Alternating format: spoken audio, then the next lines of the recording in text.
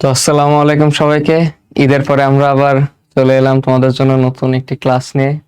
তো কেবলই আমরা ঈদের ছুটি থেকে উঠলাম, সবারই একটু মন খুবই মানে ভালো থাকার কথা যে কেবলই একটা বছরকার দিন গেল বা ছুটি গেল, বন্ধু বান্ধবদের সাথে পরিবার আত্মীয় স্বজনদের সাথে ভালো মতো মজা ফুর্তি করলাম। তো মজা ফুর্তি তো শেষ, তাই না? তাইলে আমাদের এখন আস্তে আস্তে পড়াশোনায় ফেরত আসা উচিত।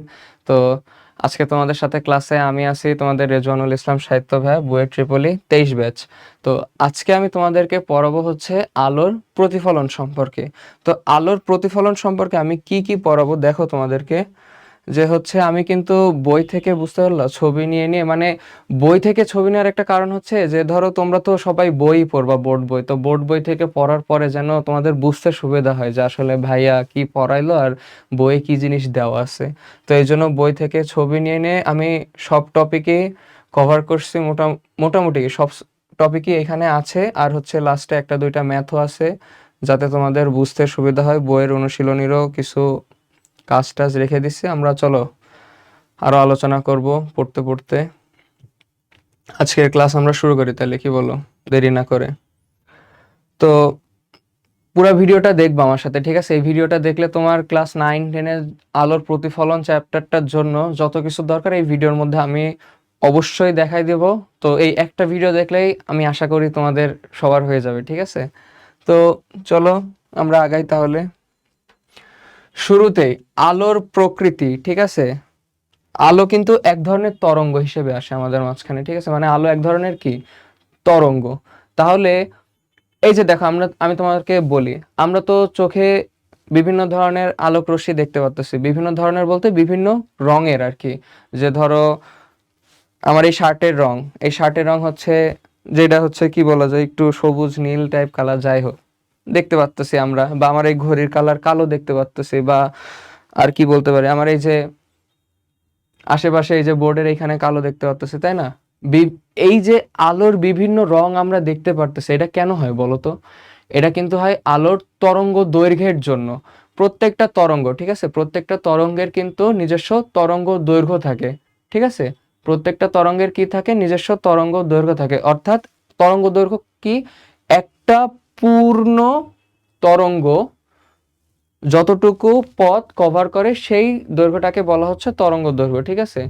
তো তরঙ্গ দৈর্ঘ্য জিনিসটা দেখো, এইখানে দেখো, আমি যদি ছবি, এই যে বই থেকে যে ছবিটা নিছি, দেখো আলো কিন্তু আমরা শুধু এই অংশটুকু চোখে দেখতে পারতেছি, এই অংশটুকু আমরা শুধু চোখে দেখতে পারতেছি। তাহলে এই সাইডের গুলা ধরো, এই যে নির্দিষ্ট তরঙ্গ দৈর্ঘ্যের যে আসে 400 ন্যানোমিটার থেকে 700 ন্যানোমিটার, ধরো এই যে নির্দিষ্ট তরঙ্গ দৈর্ঘ্যের আলো, এই তরঙ্গ দৈর্ঘ্যের বাইরে কি আলো সম্ভব না?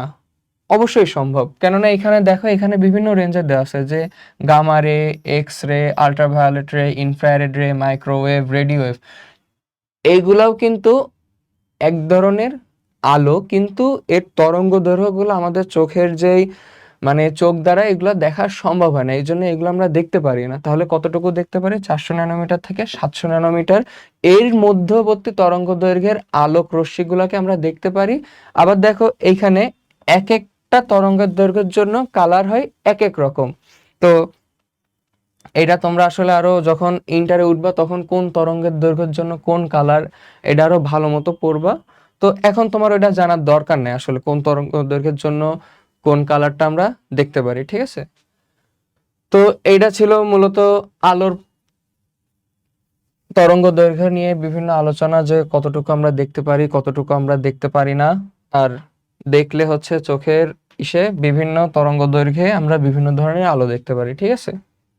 তো তার পরবর্তীতে চলো, আলো আলো কোনো একটা জায়গায় পড়তেছে, ঠিক আছে? কোনো একটা জায়গায় পড়লে আলোর রশ্মি তিন ধরনের কাজ করে, একটা হচ্ছে প্রতিফলন, প্রতিসরণ, আর একটা হচ্ছে শোষণ।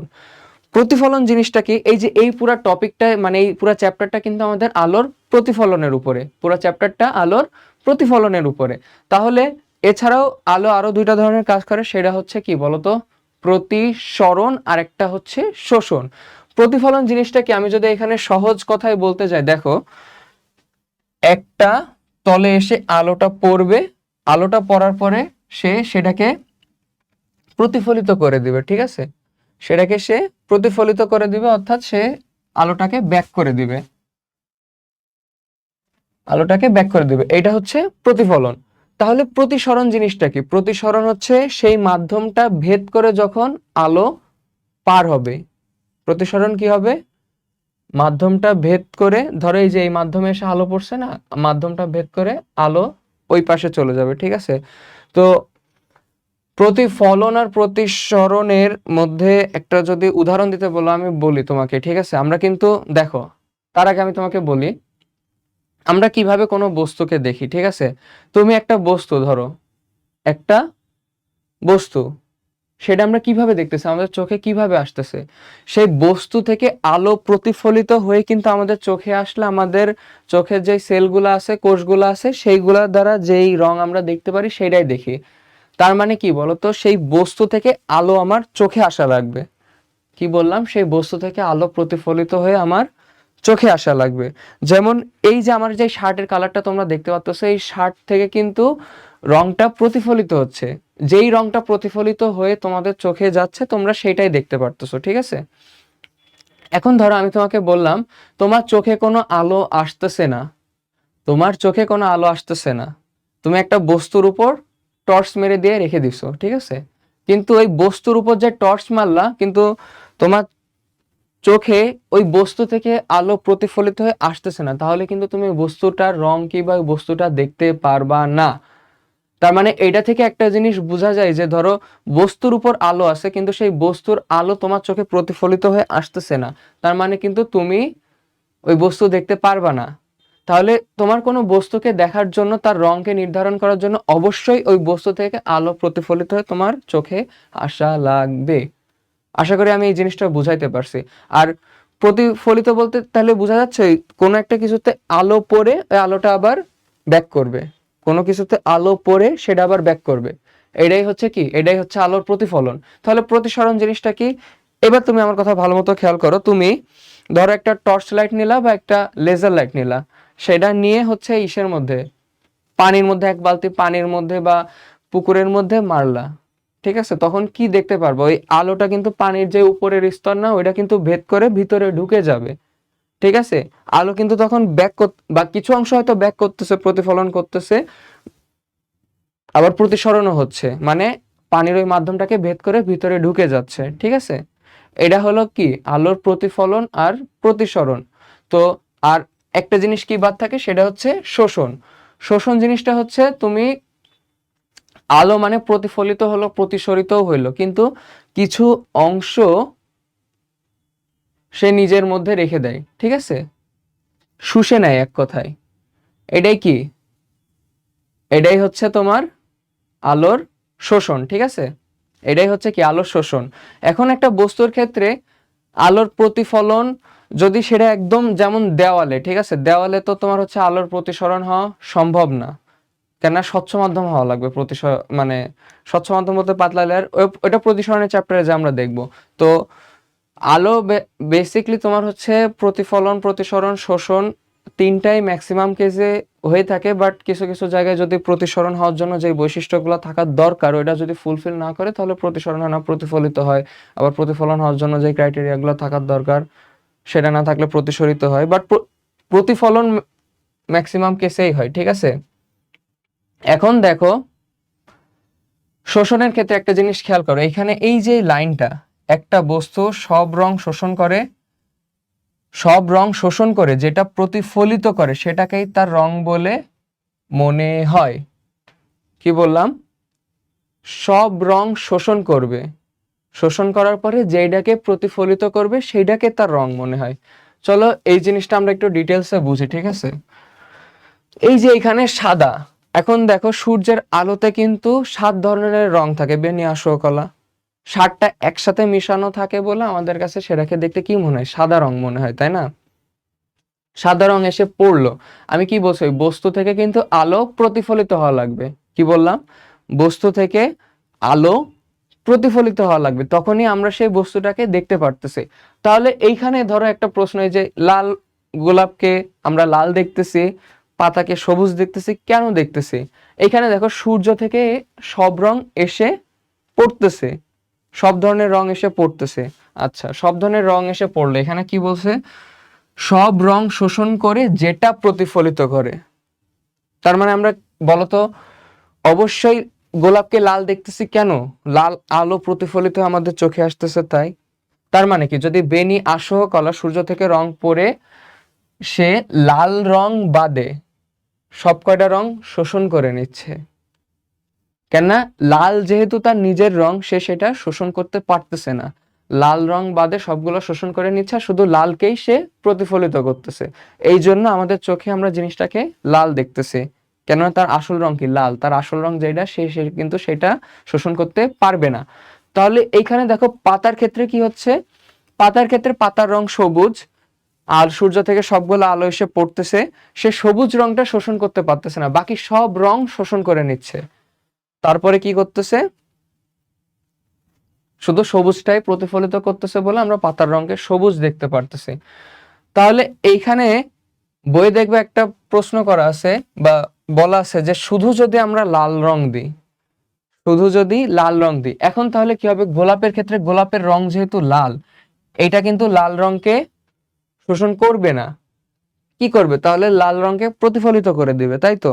আচ্ছা, তাহলে পাতার ক্ষেত্রে কি হবে, পাতার রং তো সবুজ, তাহলে তার তো লাল রং শোষণ করে ফেলার কথা। হ্যাঁ, সে লাল রংকে শোষণ করে ফেলবে। তাহলে কি কোনো কিছু, কোনো, যদি শুধু লাল আলোয় ফেলি, কোনো রঙের আলো কি প্রতিফলিত হচ্ছে, হচ্ছে না কিন্তু। কেননা সাদা আলোর ক্ষেত্রে কি হচ্ছে, সবুজ বাদে সবগুলো শোষণ করে নিয়ে শুধু সবুজকে সে প্রতিফলিত করে দিচ্ছে। কিন্তু যখন আমি লাল রং দিচ্ছি, সে কিন্তু লালকেও শোষণ করে নিচ্ছে, কোনো কিছু প্রতিফলন করতেছে না। তাহলে যখন কোনো কিছু থেকে, মানে এটা একটা মানে ধরো তুমি সব রং যখন শোষণ করে নিচ্ছে, কোনো কিছু যখন প্রতিফলিত করতেছে না, তখন কিন্তু এই জিনিসটাকে আমরা কালো দেখি, ঠিক আছে। তাহলে এইখানে যে যখন লাল রং পড়তেছে, সবুজ পাতা কিন্তু কিছুই প্রতিফলিত করতেছে না, সব শুষে নিচ্ছে সে। তাহলে লাল রঙের নিচে আমরা এই সবুজ পাতাকে কালো রং দেখব। তাহলে এবার দেখো, যদি আমি সবুজ রং ফেলে, সবুজ রঙের ক্ষেত্রে কিন্তু পাতাকে সবুজ দেখবো, কিন্তু গোলাপকে কালো দেখবো, ঠিক আছে। আশা করি এর ব্যাখ্যাটা তোমরা বুঝতে পারছো। তাহলে এখানে যদি আমি বলি নীল রং, বেগুনি রং, অন্য কিছু ফেলাবো, তাহলে অ্যান্সার কি হবে, কেননা এগুলা তো নিজেদের রং না, নীল বেগুনি, তাহলে সে পুরাটাই শুষে নিচ্ছে, পুরাটাই শুষে নিলে কিছুই প্রতিফলন করতেছে না। তার মানে কি, কিছুই যখন প্রতিফলন করতেছে না, তাহলে কি হবে, কালো রং দেখাবে। বুঝা গেছে? আশা করি বুঝতে পারছো। এবার আসো আমরা আস্তে আস্তে প্রতিফলনে ঢুকে। প্রতিফলন জিনিসটা কি আমি তোমাদের বললাম, এই যে একটা তল থাকবে, এই যে একটা তল, তলে একটা আলো আসলো, আলো এসে প্রতিফলন করে গেল। এখন প্রতিফলনের দুইটা সূত্র আছে, প্রতিফলনের দুইটা সূত্র আছে, সূত্র দুইটাকে কি দেখো। প্রথম সূত্র, প্রথম সূত্রে কি বলছে, আপাতিত রশ্মি, প্রতিফলিত রশ্মি এবং অভিলম্ব সব একই তলে, মানে সবগুলো একই তলে অবস্থান করবে। এখন তাহলে তোমরা, আগে আমাদেরকে জানতে হবে যে আপাতিত রশ্মি কি, প্রতিফলিত রশ্মি কি, অভিলম্ব কি, ঠিক আছে। আচ্ছা, আপাতিত রশ্মি কিচ্ছু না, যে আলোটা এসে পড়তেছে সেটা আপাতিত রশ্মি, যে আলো প্রতিফলিত হয়ে চলে যাচ্ছে, প্রতিফলন ঘটতেছে, সেটাই প্রতিফলিত রশ্মি। তাহলে বাদ থাকলো কি, বাদ থাকলো হচ্ছে অভিলম্ব।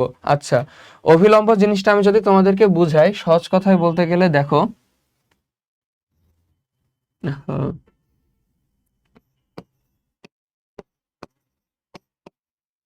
অভিলম্ব জিনিসটা কি হবে, এই যে দেখো, আলো এসে কি এই পয়েন্টে পড়তেছে না,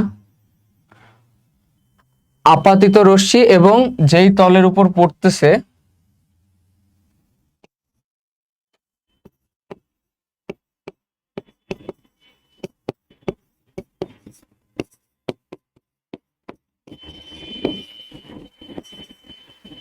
রশ্মি ও তলের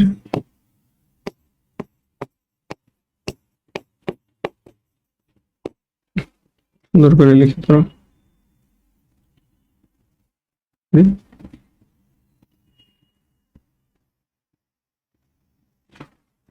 তলের কি হবে, সংযোগ বিন্দুতে, তলের সংযোগ বিন্দু কোনটা, এই যে আপাতিত রশ্মি কি এখান থেকে আপাতিত হচ্ছে, তল কোনটা? এই যে এক তলে এসে পড়তেছে, তাহলে এইটা কি ওদের সংযোগ বিন্দু। সংযোগ বিন্দুতে কি হবে?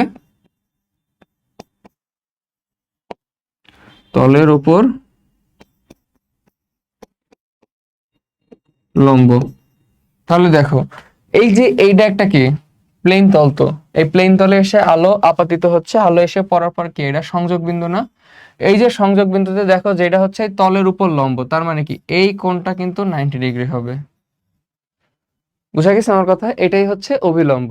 তাহলে আপাতিত রশ্মি, প্রতিফলিত রশ্মি, অভিলম্ব, এই তিনটা জিনিসকে বোঝা গেল। তাহলে প্রতিফলনের প্রথম সূত্র কি বলছে? আপাতিত রশ্মি, প্রতিফলিত রশ্মি, অভিলম্ব সব একই তলে থাকবে। অর্থাৎ আমি যদি করি, কল্পনা করি, তাহলে তল বলতে কি বুঝাই? ঠিক আছে, এই যে এই বইয়ে কিন্তু 6টা তল আছে, 6টা তল আছে না? তো এটাকে যদি একটা তল ধরি, তাহলে অভিলম্ব, আপাতিত রশ্মি, প্রতিফলিত রশ্মি, এই তিনটা কিন্তু এই একই তলে থাকবে, সহজ কথায় তোমাদের যদি বলতে চাই। আচ্ছা, দ্বিতীয় সূত্র বলতেছে কি? প্রতিফলন কোণ ইজ ইকুয়াল টু আপতন কোণ। প্রতিফলন কোণ ইজ ইকুয়াল টু আপতন কোণ। প্রতিফলন কোণ কোনটা? এখানে দেখো, এই যে অভিলম্বের সাথে, এই জিনিসটা ভালো মতো খেয়াল করবা, ঠিক আছে? অভিলম্বের সাথে আপাতিত রশ্মি যে কোণটা তৈরি করতেছে, এই যে দেখো এটা অভিলম্ব আর আপাতিত রশ্মি এইটা, তার মানে কি এই দুইটার মধ্যে যে কোণটা উৎপন্ন হচ্ছে এইটাই হচ্ছে আপাতিত কোণ। আর দেখো প্রতিফলিত রশ্মি আর অভিলম্ব এই দুইটার মধ্যে যে কোণটা তৈরি হচ্ছে সেটাই কি? প্রতিফলন কোণ।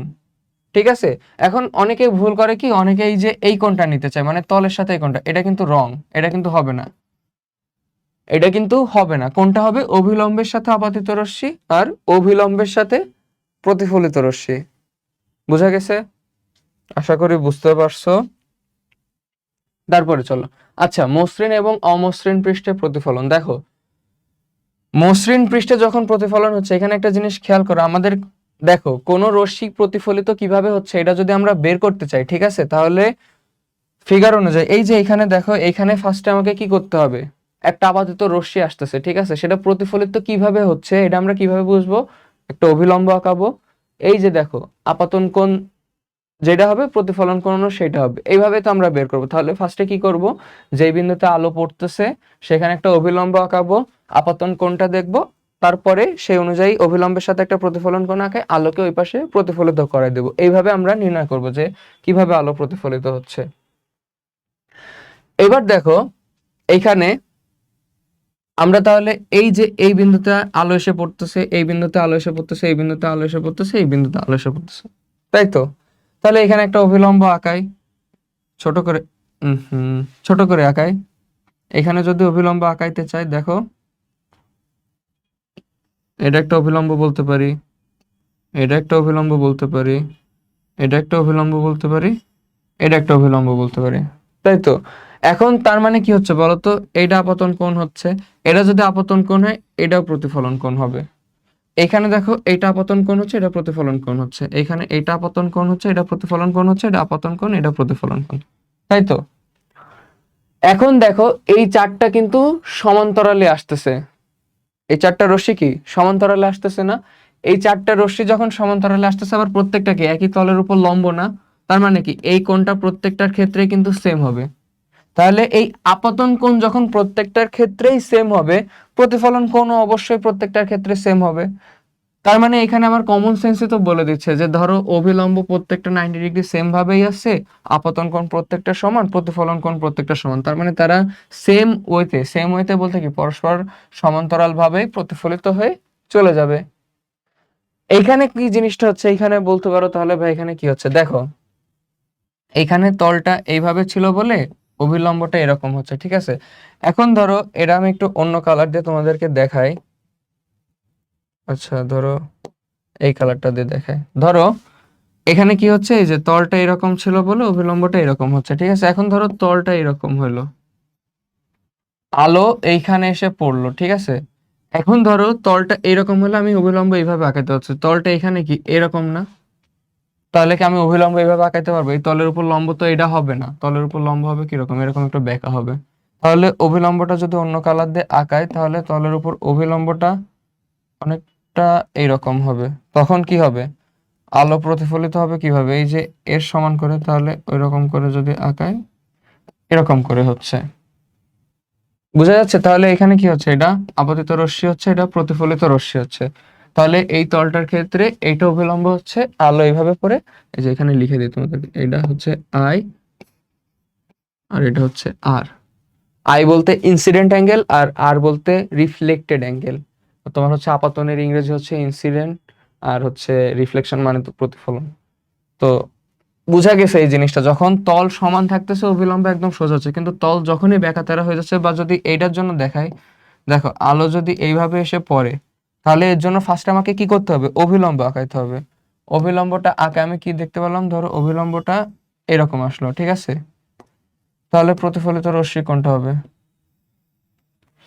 এটা হবে। বুঝা গেছে? মানে এই দুইটা সেম হবে আর কি, হয়তো আমার আঁকানো অতটা সুন্দর হয় না বলে একটু আলাদা লাগতেছে, বাট দুইটা সেম হবে। তুমি যদি এই অভিলম্ব লম্ব হবে এই জিনিসটা বুঝতে ভুল করো, তাহলে তুমি এখানে কি করবে, দেখো এই যে এটা আঁকাইলা, আলো এইভাবে প্রতিফলিত হচ্ছে, আচ্ছা অভিলম্ব তো তুমি আগের পৃষ্ঠায় দেখছো সমান, মানে সবসময় লম্ব এইভাবে হচ্ছে, তাহলে তুমি এইভাবে আঁকাই দিয়ে এইভাবে আঁকাই দিলা, তাইলে কিন্তু হইলো না, তাইলে কিন্তু হবে না, এই জিনিসটা ভুল। বুঝা যাচ্ছে? তাহলে এইবার দেখো আমরা এই জিনিসটাতে ফিরে আসি, দেখো এই জায়গাটায় কি হচ্ছে, তলটা এরকম আছে, ঠিক আছে? না সরি, দেখো তলটা এইরকম না, তার আগে কিন্তু এই যে এই জায়গাটাতে সে এসে পড়ছে, তাহলে কি তার অভিলম্বটা অনেকটা হুম আঁকানো হচ্ছে না আর কি।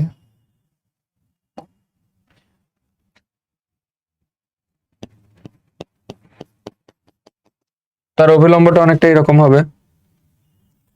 আবার দেখো সে এই যে দেখো একদম খাদে এসে পড়ছে, যেই বিন্দুটাতে পড়ছে, ঠিক আছে, সেই বিন্দুটাতে যদি আমি অভিলম্ব আঁকাই, তাহলে আচ্ছা চারটা চার খালি দেখাই, তাহলে বুঝতে সুবিধা হবে।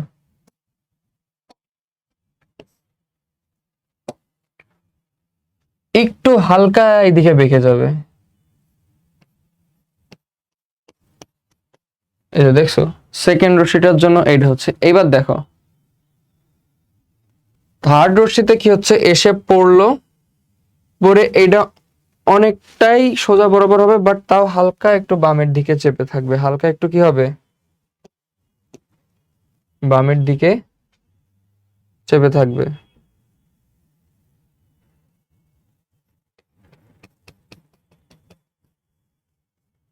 ঠিক আছে, এবার এটা দেখো একদম মাথার উপর এসে পড়ছে, একদম মাথার উপর এসে পড়ছে, এর অভিলম্বটা দেখো এই যে এই বরাবর।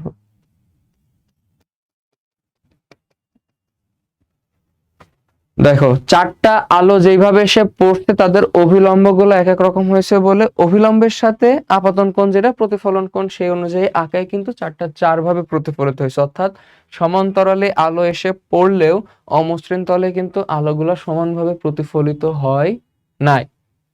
তো কিভাবে নির্ণয় করবো আমরা এটা, ফার্স্টে অভিলম্ব আঁকাবো, তলের উপর অভিলম্ব তলের সাথে লম্ব অবস্থায় থাকবে, অভিলম্ব আঁকাবো, অভিলম্ব আঁকানোর পরে আপতন কোণটা দেখবো, সেই আপতন কোণের সমান করে ওই পাশে প্রতিফলন কোণটা দিয়ে প্রতিফলিত রশ্মি বের করব। আশা করি বুঝতে পারছো। এখানে দেখো তাইলে আমরা আস্তে আস্তে আয়নার মধ্যে ঢুকি। এখন আয়না কয় প্রকার, একটা হচ্ছে সমান আয়না যেটা আমরা বাসায় দেখি, আর একটা হচ্ছে কি গলীয় আয়না। গলীয় আয়না দুই ধরনের হয়, ঠিক আছে, একটা হচ্ছে অবতল আয়না, একটা হচ্ছে উত্তল আয়না। তো গলীয় আয়নায় যে দুই ধরনের হয়, এটা আসলে কিভাবে তৈরি হয়, এটা তুমি একটা কি বলতে পারো যে হচ্ছে একটা ফাঁপা যদি কাচের গোলক নিই, বা ফাঁপা গোলক নিলে এটাকে কাটলাম, কেটে ধরো এই যে দেখো এখানে ছবিতে ভালো মতো বোঝানো আছে, এটা কিন্তু চাইলে আমরা একটা সার্কেল বলতে পারি, ঠিক আছে, মানে এটা আরো বড় হবে। এই যে এটাকে একটা সার্কেল যদি আমি কল্পনা করি, ঠিক আছে, এটাকে যদি একটা সার্কেল কল্পনা করি, ঠিক আছে, তাহলে দেখো কি এই পোর্শনটা আমি এইভাবে কেটে নিছি, কেটে নিলে কি এর এই যে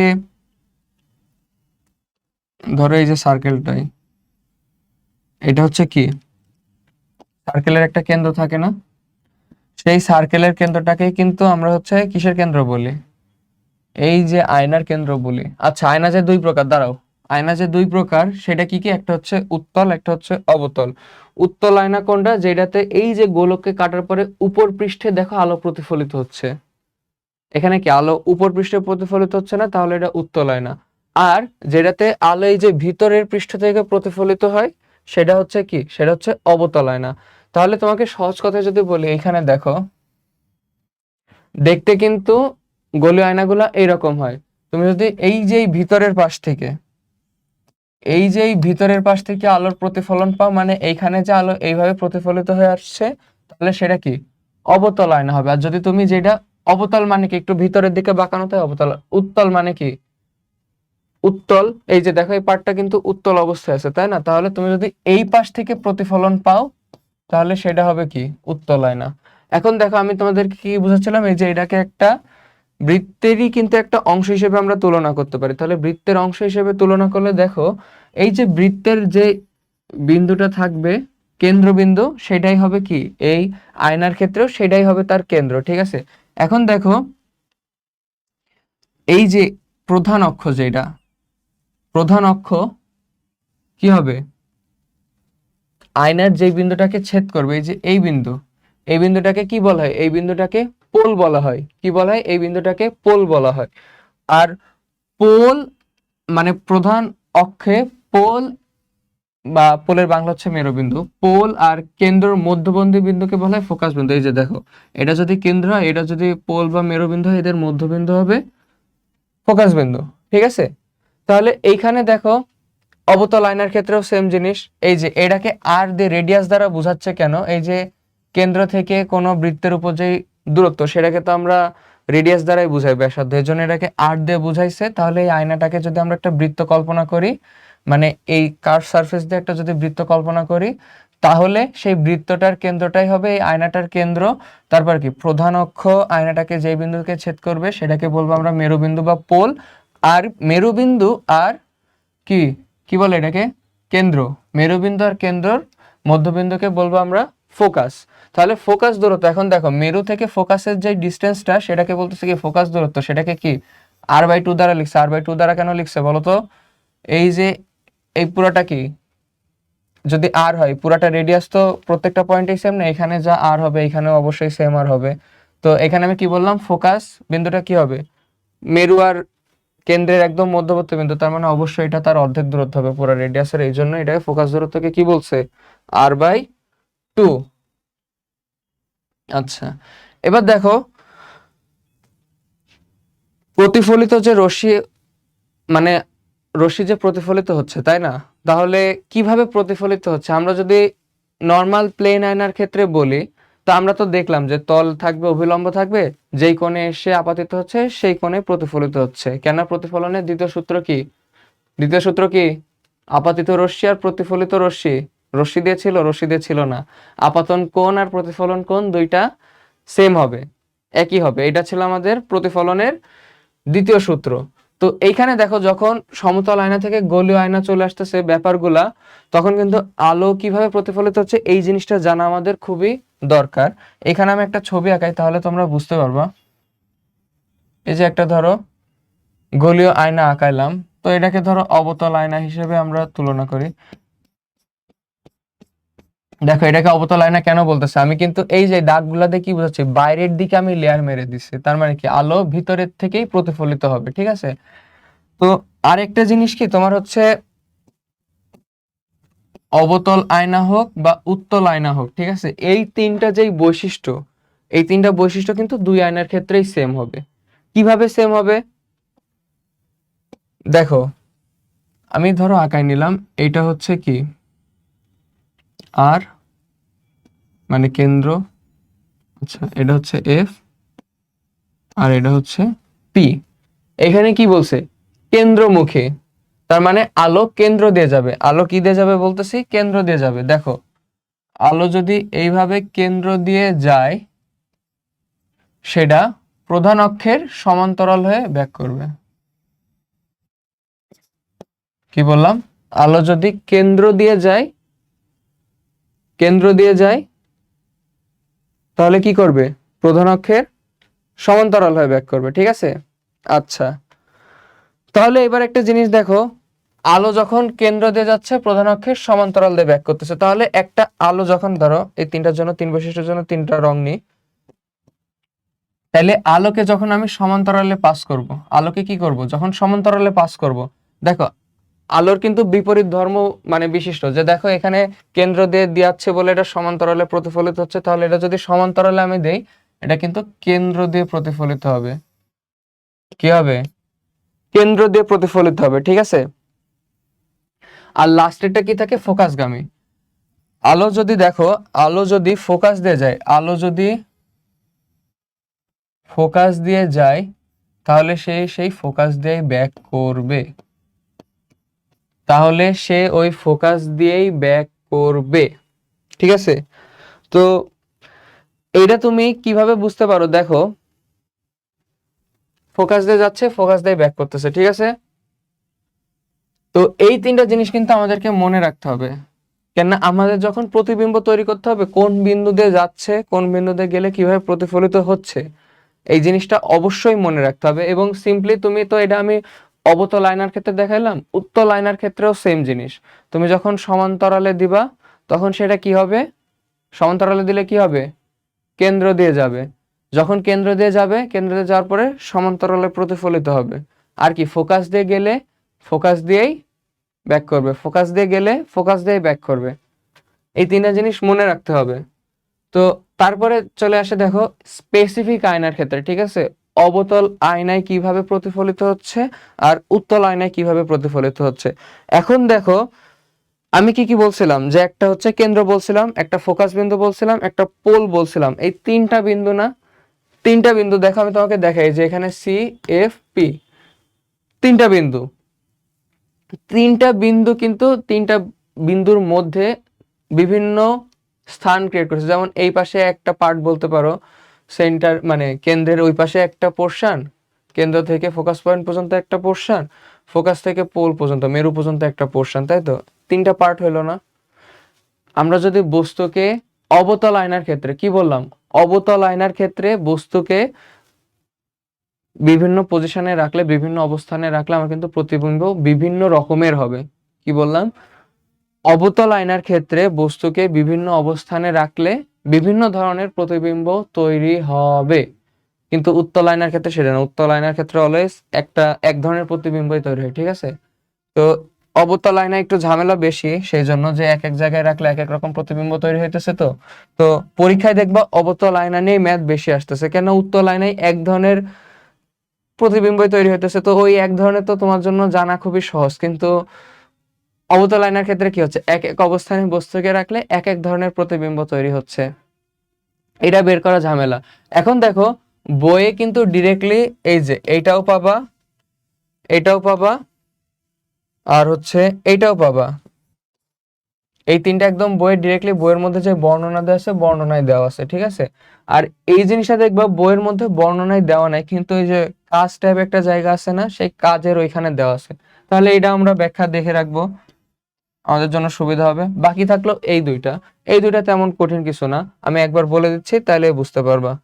তো প্রথম থেকে শুরু করি।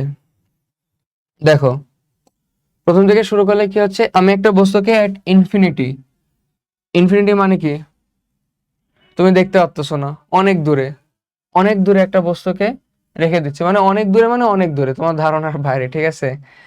তো ইনফিনিটিতে একটা বস্তুকে রাখলে কি হচ্ছে, আলো এসে সমান, যখন সমান্তরালে পড়তেছে তখন কি দিয়ে যাবে? ফোকাস দিয়ে যাবে। সরি আমি এই তো তাই তো বলছি, আগের পেজে একটা জিনিস ভুল বলছিলাম, যে হচ্ছে কি বলছিলাম বলো তো, এখানে দাঁড়াও এটা একটু মুছে দিই।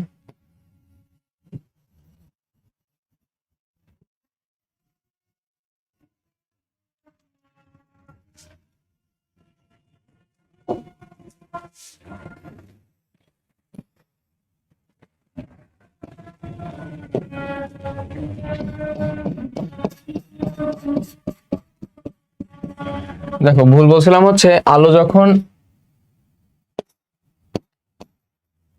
কেন্দ্রমুখী হবে তখন সেটা কেন্দ্র দিয়েই ব্যাক করবে। ফোকাস আর কেন্দ্রটা জাস্ট আগের বার গুলাই গেছিল, তাই ভুল বলা হয়ে গেছিল। দেখো ফোকাস দিয়ে যখন যাবে তখন সেটা সমান্তরালে প্রতিফলিত করবে, আর যখন সমান্তরালে যাবে তখন ফোকাস দিয়ে ব্যাক করবে, শুধু এইটাই। মানে কেন্দ্রবিন্দু আর ফোকাস বিন্দু এই দুইটা খালি গুলাই গেছিল। সরি তোমাদেরকে ভুল বলার জন্য। আচ্ছা দেখো তাহলে এখানে কি হচ্ছে, যখন কি হচ্ছে বলতো, সমান্তরালে আলো যাচ্ছে তখন কি আসবে, ফোকাস দিয়ে যাচ্ছে। সমান্তরালে যখন যাচ্ছে তখন কি হচ্ছে, ফোকাস দিয়ে আসতেছে, তাই না? সমান্তরালে যখন যাচ্ছে ফোকাস দিয়ে আসতেছে। আবার দেখো আমি, দেখো যখন বস্তুকে রাখছি, বস্তুর আমরা টার্গেট কি করব বলতো, বিভিন্ন পয়েন্ট থেকে বস্তুকে আলো পাস করানোর চেষ্টা করব। বিভিন্ন পয়েন্ট থেকে যখন বস্তুতে আলো পাস করাবো তখন দেখতে পারবো কি, প্রতিফলিত রশ্মিগুলো আমার যেই পয়েন্টে মিলিত হচ্ছে সেইখানে আমরা প্রতিবিম্ব পাবো। ঠিক আছে? তো এইখানে দেখো যখন একটা বস্তু অসীমে আছে, ইনফিনিটিতে আছে, ঠিক আছে, তখন তো আমরা বস্তুর মাথা থেকে একটা আলোকে পাস করাচ্ছে আর বস্তুর একদম নিচ থেকে একটা আলোকে পাস করাচ্ছে। ঠিক আছে, দুইটাই সমান্তরালে যাচ্ছে। দুইটাই যখন সমান্তরালে যাচ্ছে, দুইটা সমান্তরালে যাওয়ার পরে কি হচ্ছে দেখো, দুইটাই ফোকাস বিন্দুতে পাস হচ্ছে। ঠিক আছে, তো এটা এত ঝামেলা করে মনে রাখার দরকার নেই, সিম্পলি মনে রাখবো। দেখো এই দুইটা তোমাদের বই নাই তো, তুমি যখন হচ্ছে ইয়ে করবা, অসীম থেকে কোনো বস্তুকে ফোকাসে রাখবা, কি বললাম, অসীম থেকে কোনো বস্তুকে, মানে সরি, অসীম থেকে কোনো বস্তুর প্রতিফলিত রশ্মি দিয়ে তুমি প্রতিবিম্ব দেখতে যাবা, তখন তুমি ফোকাসে প্রতিবিম্ব পাবা এবং প্রতিবিম্বটা হবে খুবই ক্ষুদ্র একটা বিন্দু সমান। ঠিক আছে, তারপরে যখন তুমি ফোকাসে রাখবা তখন সেটার প্রতিবিম্ব, তুমি দেখো এখানে আলো কিন্তু সমান্তরালেই পাস হতে আছে, মিলতেছে না, তার মানে কি আমরা ধরে নিব অসীমে যে এটার একটা প্রতিবিম্ব পাবো। তাহলে দুইটা রিলেটেড না? অসীম থেকে যখন আমরা আলো পাস করে প্রতিবিম্ব তৈরি করাতে যাচ্ছি তখন ফোকাসে পাচ্ছি, আর যখন ফোকাস থেকে প্রতিবিম্ব পেতে যাচ্ছি তখন কি পাচ্ছি, একদম অসীমে পাচ্ছি। তাহলে এইবার আসো, দেখো এখানে একটা বস্তু আছে, ঠিক আছে, দেখো তুমি যখন মাথা থেকে আলোগুলো প্রতিফলিত করাচ্ছ, মাথা থেকে আলোগুলো প্রতিফলিত করানোর ফলে ওই মাথা থেকে যে আলোগুলো যাচ্ছে, এটা তো বস্তুর মাথাটা, তাই না? মাথা থেকে আলো যেগুলো যাচ্ছে প্রতিফলিত হয়ে যেই বিন্দুতে মিলতেছে সেটা হবে কি, ওই বস্তুটার প্রতিবিম্বের মাথা। আর তুমি যখন একদম নিচ থেকে, ঠিক আছে, এই যে একদম নিচ থেকে আলো প্রতিফলিত করাচ্ছ, নিচ থেকে আলো প্রতিফলিত করার পরে তুমি যেই বিন্দুতে যে পাচ্ছ, মানে সেটা হচ্ছে বস্তুর একদম প্রতিবিম্বের নিচ প্রান্ত হবে। কিভাবে হবে দেখো বোঝাচ্ছি। এখানে দেখো আলো কি, মাথা থেকে আমি একবার সমান্তরালে পাস করাচ্ছি, সমান্তরালে পাস করানোর পরে কি হচ্ছে, ফোকাস দিয়ে যাবে। সমান্তরাল দিয়ে পাস করালে কি হবে, ফোকাস দিয়ে যাবে। সমান্তরালে পাস করলে ফোকাস দিয়ে যাচ্ছে, দেখো এখান দিয়ে যাচ্ছে। আচ্ছা, এই আলোটা চলে গেল। তারপরে আমি বস্তুকে কিভাবে পাস করবো বলো তো, যদি ফোকাস দিয়ে পাস করাই, ঠিক আছে, যদি কি দিয়ে পাস করাই, ফোকাস দিয়ে পাস করে, ফোকাস দিয়ে পাস করালে কিন্তু আবার সমান্তরালে পার হয়ে যাচ্ছে। ঠিক আছে, দেখো এখানে যদিও ফোকাস দিয়ে পাস করানো নাই, ফোকাস দিয়ে পাস করানো লাগবে না, আমি জাস্ট দেখাচ্ছি। দেখো এই সেম বিন্দু দিয়ে কিন্তু পাস হবে, ছবিটা সুন্দরভাবে আঁকাইলে ওই সেম বিন্দু দিয়ে পাস হবে। তার মানে কি, সমান্তরালে দিলে ফোকাস দিয়ে যাচ্ছে, ফোকাস দিয়ে দিলে সমান্তরালে যাচ্ছে। ঠিক আছে, এই দুইটা দিয়ে কিন্তু পাইলা তুমি, কিন্তু তো তারপরেও তোমাকে দেখো আরেকটা পয়েন্ট লাগবে। আরেকটা পয়েন্ট কি থাকে, সেটা হচ্ছে কি, কেন্দ্র থাকে। তুমি যখন কেন্দ্র দিয়ে আলো পাস করাচ্ছ কি হচ্ছে, কেন্দ্র দিয়েই ব্যাক করবে, তাই না? তাহলে দেখো এখান থেকে পাস করালে এখান থেকে গেল, এই সেম বিন্দুতেই কিন্তু মিলিত হয়েছে। তাহলে এখান থেকে আমরা একটা জিনিস কি দেখতে পারলাম, ফোকাস দিয়ে আলো পাস না করালেও কিন্তু আমরা সেন্টার দিয়ে যেটা পাস করতেছে সেটা দিয়ে, আর হচ্ছে ফোকাস দিয়ে যেটা পাস করে, প্যারালালি যেটা পাস করতেছে ফোকাস দিয়ে আসতেছে সেটা দিয়ে আমরা মাথাটা খুঁজে পাচ্ছি। এখন দেখো কি হচ্ছে, আমরা কি পেলাম, তাহলে বস্তুটার মাথা পেয়ে গেলাম, বস্তুটার মাথা এই দিকে থাকতেছে, বস্তুটার মাথা এই দিকে বলতে উল্টা হয়তো আমি এখনো বুঝতে পারতেছি না। আচ্ছা দেখো বস্তুটার মাথা এখানে থাকতেছে, গোড়া এখন কোন দিকে পাবো বস্তুটা, তার উপর আমি বুঝতে পারবো বস্তুটা উল্টা হবে না সোজা হবে। আলো এইভাবে দেখো যাচ্ছে, আলো এইভাবে যখন যাচ্ছে সোজা যাচ্ছে, সেন্টার দিয়ে যাচ্ছে, সেন্টার দিয়ে ব্যাক করতেছে। ঠিক আছে, তাহলে দেখো তো, এই যে এই বিন্দুটাতে পাচ্ছি না আমি, এই বিন্দুটাতে পাচ্ছি না, অবশ্যই এই বিন্দুটাতে পাচ্ছি।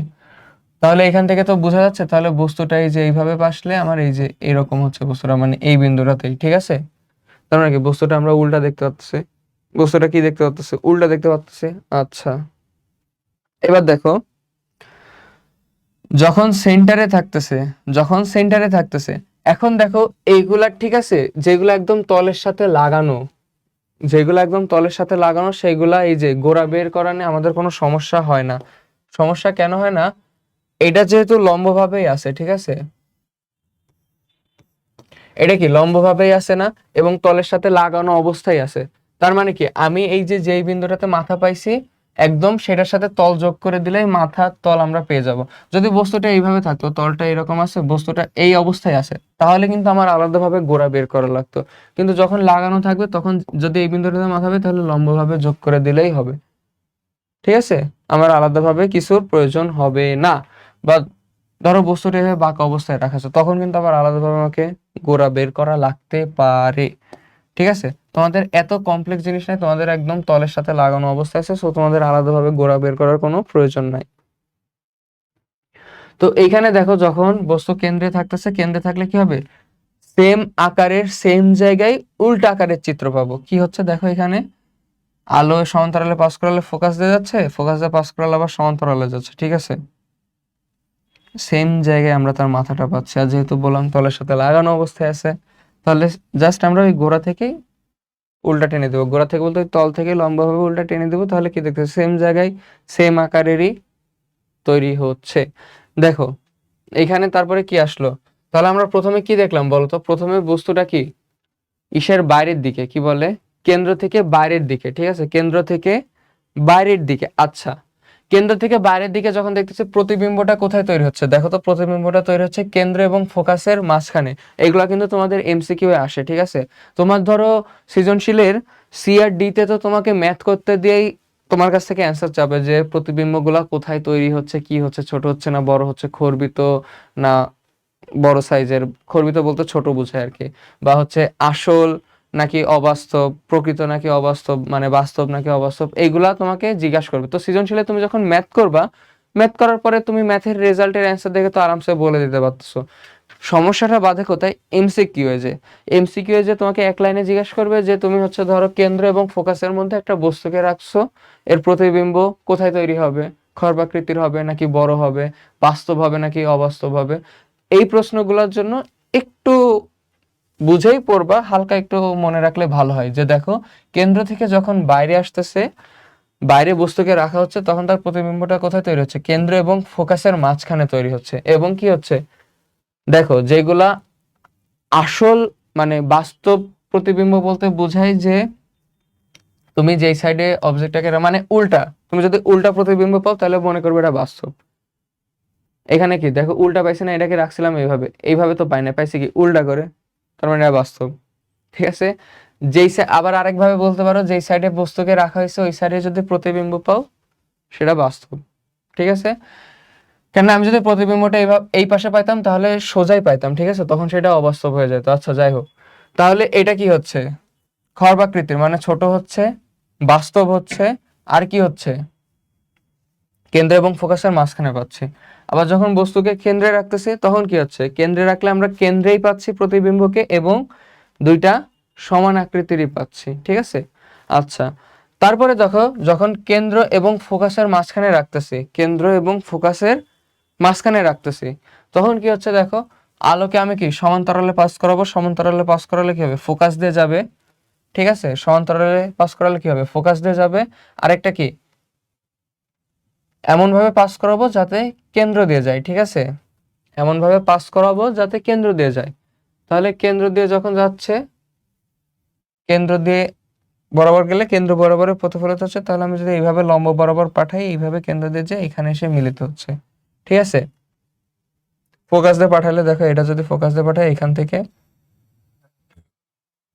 এইভাবেই যাবে কিন্তু। ঠিক আছে, আলাদাভাবে বলার কিছু নাই, তোমরা চাইলে ফোকাস দিয়ে পাঠাই দেখতে পারো, আবার নাও পারো, কোনো সমস্যা হবে না।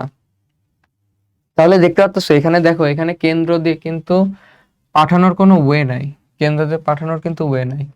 তো যেটা দিয়ে কেন্দ্র দিয়ে পাঠানোর ওয়ে আছে সেখানে কি হচ্ছে, একটা কেন্দ্র দিয়ে পাঠাচ্ছে, একটা কি কেন্দ্র দিয়ে পাঠাচ্ছে, আর একটা হচ্ছে সমান্তরালে পাঠাচ্ছে যেটা ফোকাস দিয়ে যাচ্ছে। ঠিক আছে, তো তুমি চাইলে দুইটা রশ্মি দিয়ে মাথা বের করে ফেলতে পারো, কোনো সমস্যা নেই। তো তারপরে এখানে আরেকটাতে কি হচ্ছে, এখানে দেখো যখন ফোকাস এবং পোলের মাঝখানে রাখতেছে, কি করলাম, ফোকাস এবং পোলের মাঝখানে রাখলাম, তখন কি হচ্ছে, আলো দেখো যখন আমি কেন্দ্র দিয়ে পাঠাইতে যাচ্ছি, আলো এই পাশ দিয়ে গেল, এখানে কেন্দ্রতে আসলো। আরেকটা কি, যখন দেখো পোলে যখন পড়তেছে, ঠিক আছে, তো কি বলছিলাম, প্রতিফলন কোণ আর আপতন কোণ সমান হবে। তো আলো যখন পোলে পড়তেছে তখন কি হচ্ছে দেখো, এখানে যে কোণটা তৈরি করতেছে এটা যেহেতু লম্ব অবস্থায় আছে, এখানেও সেম সংখ্যক করে প্রতিফলিত হয়ে যাচ্ছে। এখন একটা জিনিস দেখা করো, এই যে যেগুলো বাস্তব প্রতিফলিত রশ্মি, বাস্তব প্রতিফলিত রশ্মি কিন্তু কোনগুলো একসাথে মিলতেছে না, দুইটা আস্তে আস্তে দূরে যাচ্ছে, দুইটা আস্তে আস্তে কি দূরে যাচ্ছে। দুইটা যখন আস্তে আস্তে দূরে যাচ্ছে তখন তোমাকে কি করতে হয়, এই যে এইখানে অবাস্তব চিত্র তৈরি হচ্ছে, মানে বাস্তব দিকের রশ্মিগুলোকে আমি কল্পনা করে পিছের দিকে টেনে নিলাম, তাহলে এইখানে এসে মিলিত হচ্ছে, তার মানে কি প্রতিবিম্বটা এইখানে তৈরি হবে, ঠিক আছে। তো এইগুলা ছিল মূলত অবতল আয়নায় প্রতিফলনটা। তো অবতল আয়নার প্রতিফলনগুলো তুমি একটু বুঝে বুঝে পড়ার চেষ্টা করবা, ঠিক আছে। আর হাতে কলমে প্র্যাকটিস করবে। এই ছবি কিন্তু ধরো তুমি হ্যাঁ পড়লা, আরে এটা তো অনেক সহজ, এটা ফোকাস দিয়ে যাচ্ছে, তারপর সেন্টার দিয়ে একটা পাস করাবো, কিন্তু হাতে কলমে একটাও করলা না, জাস্ট পড়ে পড়ে চলে গেলা। বিশ্বাস করো পরীক্ষার হলে যে তুমি পারবা না, ঠিক আছে। হুম, বিশ্বাস করো পরীক্ষার হলে যে তুমি পারবা না। তো এইখান থেকে একটা প্রশ্ন তৈরি আসতে পারে, দেখো অবাস্তব প্রতিবিম্ব কিন্তু শুধুমাত্র একটা জায়গাতেই তৈরি হচ্ছে, শুধুমাত্র একটা জায়গাতেই তৈরি হচ্ছে, সেটা কি? ফোকাস এবং পোলের মাঝখানে রাখলে, এটা একটা এমসিকিউ হতে পারে। তারপরে আরেকটা এমসিকিউ কি হতে পারে, আমরা বাস্তব এবং বড় আকারের প্রতিবিম্ব কোথায় পাবো, কি বললাম, বাস্তব এবং বড় আকারের প্রতিবিম্ব কোথায় পাবো, কোথায় পাবো বলো তো এখান থেকে। দেখো বাস্তব কিন্তু এই বাকি তিনটাতেই তৈরি হচ্ছে, কিন্তু বাস্তব আর ছোট হচ্ছে, আর এটা কি হচ্ছে, বাস্তব এবং বড় হচ্ছে। তার মানে কি, আমরা বলতে পারি কেন্দ্র এবং ফোকাসের মাঝখানে রাখলে আমরা কি বাস্তব এবং বড় আকারের প্রতিবিম্ব পাবো। সমান সাইজের বললে কেন্দ্রে রাখতে হবে, আর যদি বলে বাস্তব এবং খর্বাকৃতির, তাহলে আমরা কি বলবো, কেন্দ্র থেকে বাইরে রাখবো। তো এই ধরনের এমসিকিউ গুলা কিন্তু পরীক্ষায় আসে, এবং এগুলা অনেকে গুলাই ফেলে পরীক্ষার হলে, যারে কি দাগাবো, বা অনেকগুলো যখন একসাথে পড়া হয় তখন জিনিসগুলো গুলা যায়, ঠিক আছে। এই জন্য আমাদেরকে কি করতে হবে, প্র্যাকটিস করতে হবে। আচ্ছা, এবার আসো উত্তল আয়নার প্রতিফলন। উত্তল আয়নার প্রতিফলনে কি বলছিলাম, অলওয়েজ অবাস্তব তৈরি হবে, অলওয়েজ কি হবে, অবাস্তব চিত্র তৈরি হবে, এবং অলওয়েজ কি হবে, তোমার হচ্ছে খর্বাকৃতির প্রতিবিম্ব তৈরি করবে, খর্বাকৃতির প্রতিবিম্ব তৈরি করবে। এইখানে একটা জিনিস আছে, এই যে দেখো আগেরটাতে কি বলছিলাম, ইনফিনিটিতে অবতল আয়নার ক্ষেত্রে কি, ইনফিনিটিতে বস্তুকে রাখলে আমরা ফোকাস বিন্দুতে খুবই মানে একদম বিন্দু আকৃতির সমান একটা প্রতিবিম্ব দেখতে পারবো। এইখানেও সেম জিনিস, যদি ইনফিনিটিতে অসীমে কোনো বস্তুকে রাখি তাহলে সেটার প্রতিবিম্ব আমরা ফোকাসে দেখতে পারবো। কোথায় দেখতে পারবো, ফোকাসে দেখতে পারবো। আর তাছাড়া দেখো এখানে কি হচ্ছে, এখানে সেই সেম জিনিসই হচ্ছে, দেখো কোনো আলোকে যখন আমরা সমান্তরাল মানে প্রধান অক্ষের সমান্তরালে পাস করতেছে তখন কি হচ্ছে, দেখো এখানে একটা চুরি বুদ্ধি আছে। চুরি বুদ্ধিটা কি, আমরা আগে কি পড়ছিলাম, আলোকে সমান্তরালে পাস করালে কি ফোকাস দিয়ে যাবে না। তুমি এই যে এইখান থেকে কি করবে, যখন সমান্তরালে পাস করাইছো আগে ফোকাসে ডট ডট দিয়ে একটা আঁকাই নিবা, ঠিক আছে। আঁকাই নিয়ে এই পাশে এটাকে এক্সটেন্ড করে দিবা, তাহলে তোমার আর কোনো ঝামেলা নেই যে এখানে অবিলম্ব টবিলম্ব আঁকায় কোনো ঝামেলা করতে হবে, কোনো ঝামেলা নাই, ঠিক আছে। আচ্ছা, এরপরে কি, কেন্দ্র, ঠিক আছে। এরপরে কি, কেন্দ্র, কেন্দ্র বরাবর আলো পাস করালে কি বলছিলাম, যেই পথে আলো যাবে সেই পথ থেকেই ফিরে আসবে। তাহলে কেন্দ্র বরাবর যখন পাস করতেছে ওই পথ দিয়েই ফিরে আসতেছে। তো এই যে দেখো আগে তুমি কি করবা, এই যে ধরো তুমি তো স্কেল দিয়ে আঁকাবা, ঠিক আছে, স্কেল এইভাবে ধরে কেন্দ্র বরাবর ধরে এই পাশে আগে আঁকাবা, আঁকা এই পাশ দিয়ে একটা ডট ডট আঁকা দিবা, তাইলেই হয়ে যাবে। এখন তুমি আমাকে বলতে পারো যে মানে জিনিসটা ফোকাস আর কেন্দ্র ওই পাশে হচ্ছে কেন, এই পাশে হচ্ছে না কেন। আমি তোমাকে কি বলছিলাম, একটা গোলীয় বস্তু কল্পনা করতে বলছিলাম, তো গোলীয় বস্তু এটা যদি একটা গোলীয় বস্তু পার্ট হয়, কেন্দ্র তো এই পাশেই হবে, ফোকাস তো এই পাশে হবে, এই পাশে তো হবে না, তাই না। তো এই জন্য ফোকাস আর কেন্দ্র ওই পাশে হচ্ছে। আর যেহেতু আলো এই পাশ থেকে যে প্রতিফলিত হয়ে এই পাশেই আসবে, উত্তল আয়নায় কখনো বাস্তব চিত্র তৈরি করতে পারে না, কেননা এই প্রতিফলিত রশ্মিগুলো কখনো একত্রে মিলিত হয় না। তাই যেগুলো প্রতিফলিত হচ্ছে সেগুলো পিছন সাইডে আমরা এক্সটেন্ড করে বর্ধিত করে প্রতিবিম্ব পাই, ঠিক আছে। তো উত্তল আয়নাটা আসলেই অনেক সহজ, ঠিক আছে, এটা কঠিন কিছু না। এই যে দেখো এই ছবিটা, ঠিক আছে, এই ছবিটা দিয়ে বলতে পারো কি ভাই আপনি কি লিখে রাখছেন 1 2 3 4 5 6, কি আপনি কি নার্সারি বাচ্চাদের মতো আমাদের 1 2 3 4 5 6 পড়া শিখাবেন, না ওই রকম কিছুই না। দেখো এটা তোমরা একটা সহজে মনে রাখার জন্য কি করতে পারো, এটা শুধুমাত্র কিসের ক্ষেত্রে বলো তো, অবতল আয়নার ক্ষেত্রে, শুধুমাত্র অবতল আয়নার ক্ষেত্রে কি করবা, দেখো ইনফিনিটি পজিশনকে যদি আমরা 1 ধরি, তারপরে কি ইনফিনিটি পার করে গেলাম, কেন্দ্র এবং মানে কেন্দ্রের বাইরের গুলাকে 2 ধরবো, কেন্দ্রের উপরে যেটা থাকবে সেটাকে 3 ধরবো, কেন্দ্র এবং ফোকাসের মধ্যকে 4 ধরবো, ফোকাসকে 5 ধরবো, আর ফোকাস এবং পোল এখানে লেখা হয় নাই, পোল এর মধ্যকে 6 ধরবো। পোলকে আমরা বাংলায় মেরু বলি, ঠিক আছে? তাহলে এইখানে দেখো ফোকাস থেকে আমরা কি করব, ফোকাস থেকে 1 2 3 4 5 দেওয়া শুরু করবো। তাহলে ফোকাসে একদম ফোকাস পয়েন্টে দিলাম 1, ফোকাস এবং কেন্দ্রের মাঝখানে দিলাম 2, কেন্দ্রে দিলাম 3, কেন্দ্রের বাইরে দিলাম 4 এবং কি অসীমে ইনফিনিটি দিছি 5, ঠিক আছে? আর এই পাশে যে দিলাম 6। তো তোমরা যদি আমি অবতল আয়না তোমাদেরকে যেখানে পড়াইছি, ঠিক আছে, এক স্লাইড আগে যেখানে পড়াইছি ওইটা যদি তোমরা একটু রিকল করতে পারো তাহলে দেখবা কি অসীমে যখন আমরা কোনো বস্তুকে রাখছিলাম ফোকাসে তার প্রতিবিম্ব তৈরি হয়েছিল, বিন্দু প্রতিবিম্ব। যখন কেন্দ্রের বাইরে রাখছিলাম তখন সেটা কি কেন্দ্র এবং ফোকাসের মধ্যে প্রতিবিম্ব তৈরি করতেছিল। যখন একদম কেন্দ্রের উপর রাখতেছিলাম কেন্দ্রের প্রতিবিম্ব তৈরি করতেছিল। যখন কেন্দ্র এবং ফোকাসের মধ্যে রাখছিলাম তখন কি কেন্দ্রের বাইরে প্রতিবিম্ব তৈরি করতেছিল। যখন ফোকাসে রাখছিলাম তখন কি এই পজিশনটাকে কি ধরছে আমরা, অসীম ধরছে না, এই যে অসীমে যে প্রতিবিম্ব তৈরি করতেছিল। আর যখন ফোকাস এবং পোলের মাঝখানে রাখছিলাম তখন আয়নার ওই পাশে যে প্রতিবিম্ব তৈরি করতেছিল। তাহলে এটা দেখো তো রিলেট করতে পারো কিনা তোমরা। আমার মনে হয় রিলেট করতে পারছো। তাহলে এই যে এইভাবে তোমরা যদি শর্টকাট দিয়ে মনে রাখতে পারো তাহলে দেখবে পরীক্ষার হলে তোমাদের জন্য অনেক সহজ হচ্ছে, ঠিক আছে? কঠিন কিছুই না। চলো তারপরে এইটা, এই যে এটা তোমাদের বইয়ের কাজের একটা অঙ্ক ছিল, চলো এটাকে সলভ করি আমরা। প্রশ্নে কি বলছে দেখো তো, দুটি আয়না পরস্পরের সাথে 60 ডিগ্রি কোণে রাখা আছে, ঠিক আছে? প্রথম আয়নায় 60 ডিগ্রিতে আলো ফেলা হলে আলোক রশ্মি কোন দিকে যাবে? আচ্ছা তাহলে আগে দুটো আয়না আঁকি।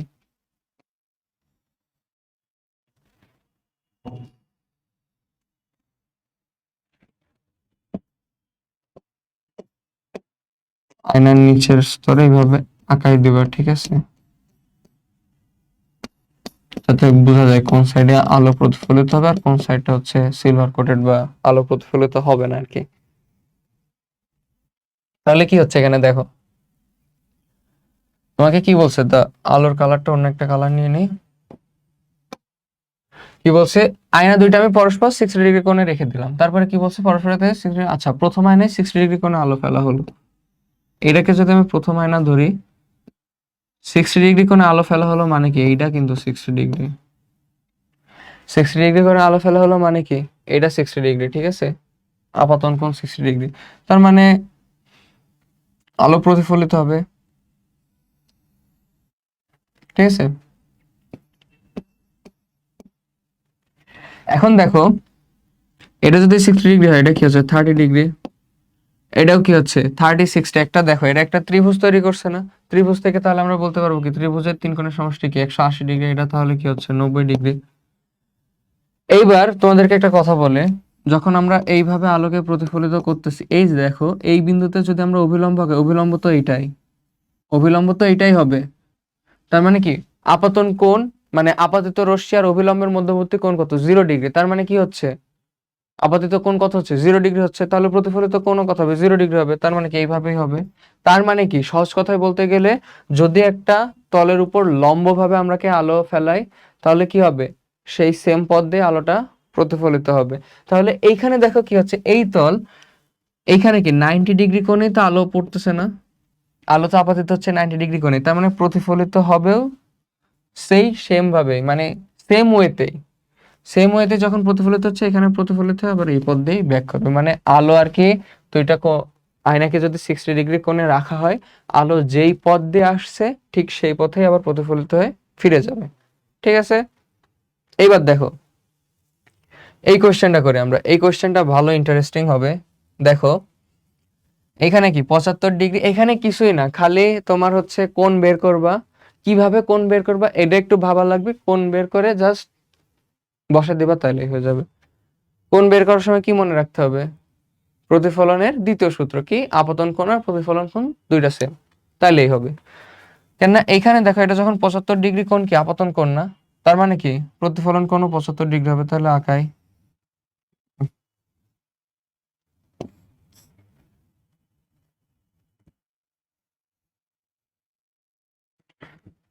ধরো এটা হয়েছে 75 ডিগ্রি, মানে কি এটা 15 ডিগ্রি হবে, তার মানে এটাও 15 ডিগ্রি হবে,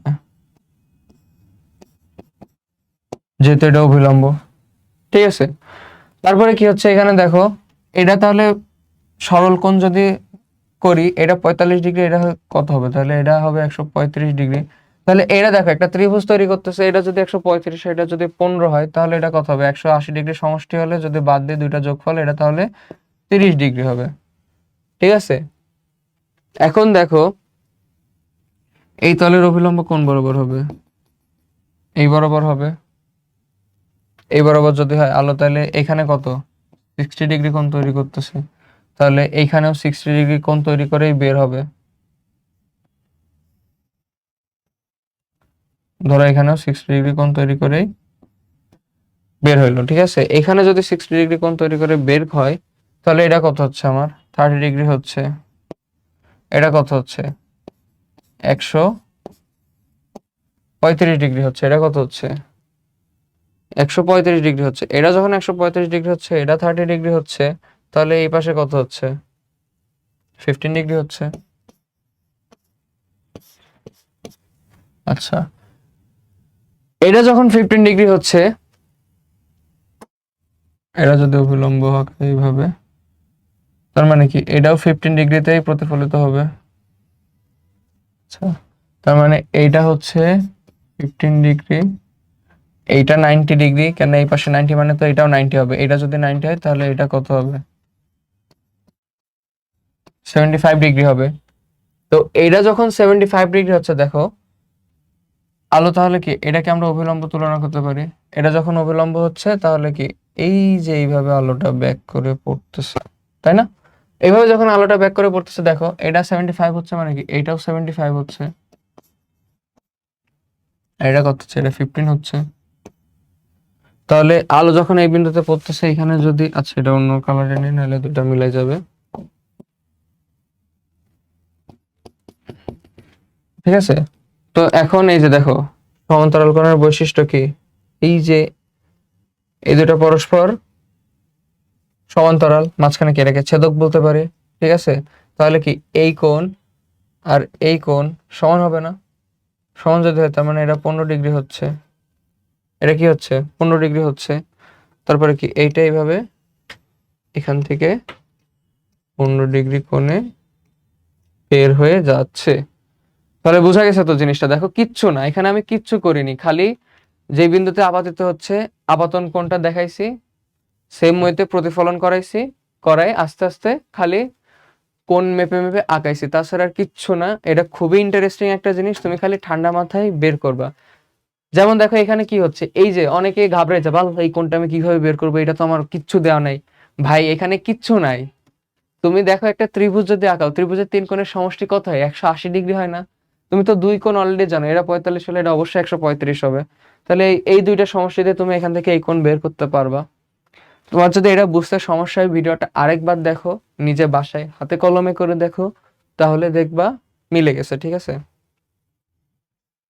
আচ্ছা, তারপরে দেখো বইয়ে কিছু কাজে হচ্ছে তোমার বলা আছে যে অবতল আয়নায় ফোকাস দূরত্বের বাইরে রাখা একটি বস্তু, এটা কি অবতল আয়না বলছে, ফোকাস দূরত্বের বাইরে রাখা একটা বস্তু বলছে, আর একটা কি বলছে অবতল আয়নায় দ্বিগুণ ফোকাস দূরত্বের বাইরে রাখা একটা বস্তু। তার মানে দ্বিগুণ ফোকাস দূরত্ব মানে কি কেন্দ্রের বাইরে রাখা বস্তু।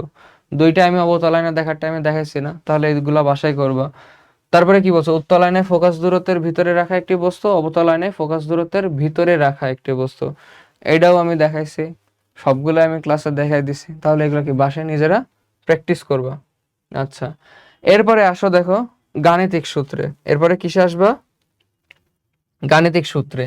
গাণিতিক সূত্রে দেখো এটা কিচ্ছু না, খুবই সহজ একটা সূত্র, 1/u plus 1/v is equal to 1/f। এখানে ইউ কি, এখানে ইউ হচ্ছে কি বলবো,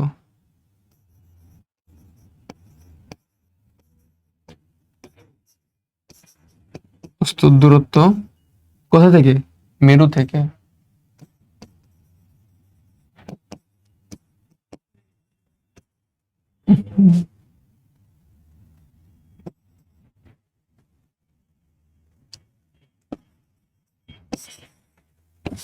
মেরু থেকে, ভি কি?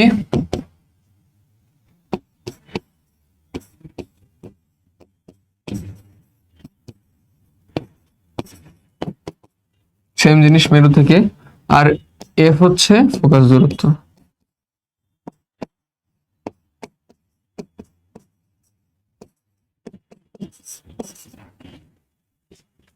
এফ হচ্ছে কি? ফোকাস দূরত্ব, ঠিক আছে। এফ হচ্ছে কি? ফোকাস দূরত্ব। আচ্ছা, আরেকটা জিনিস কি? বিবর্তন, ম্যাগনিফিকেশন। এখানে M is equal to L prime. L prime হচ্ছে তোমার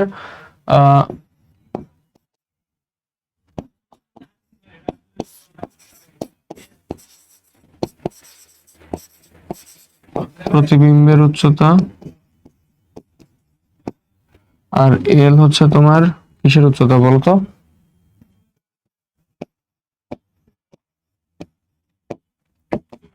এখানে আরেকটা ফর্মুলা লেখা যায়, সেটা হচ্ছে minus V by u.